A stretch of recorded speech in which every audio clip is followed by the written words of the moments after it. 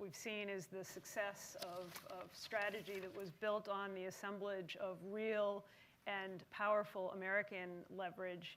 It was what we would like to see in American foreign policy. I think both a kind of long-term investment, not just in sanctions, not just in the covert programs that you've written about so widely, but also in the assembling of a worldwide consensus for isolating Iran and for eliminating the trade and Iranian access to the international financial system that was so incredibly powerful in changing the leadership's priorities there.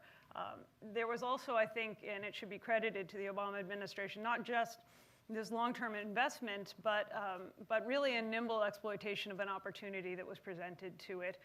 What we now know is that the administration was in fact pursuing diplomacy, attempting to engage the Iranians, even at a time when the pressure was ramping up to its highest levels, even at a time where that public image was of a strategy that was almost entirely pressure and very little engagement. And the fact that those efforts and engagement continued even when I think expectations were lowest enabled the strategy to pay off once the opportunity of the Rouhani election came through.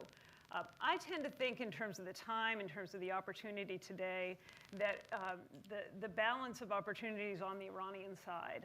Rouhani was not an accident. He was elected as part of a shift within the Iranian leadership to put forward a more moderate leadership with the explicit objective of getting a nuclear deal. Everything that has transpired since the early days of June, and it was clear on the night that he was elected that this was going to be his primary mission. Everything that he's done since that time, the team that he put in place, the speeches that he's made, the trade-offs that he's made in terms of his own domestic priorities, where he has moved much more slowly and much less, I think, progressively than many of those who came out on the streets to support him and came to the ballot box had hoped. His investment is in this program. The Iranian leadership has given him a mandate to get some sort of a nuclear deal.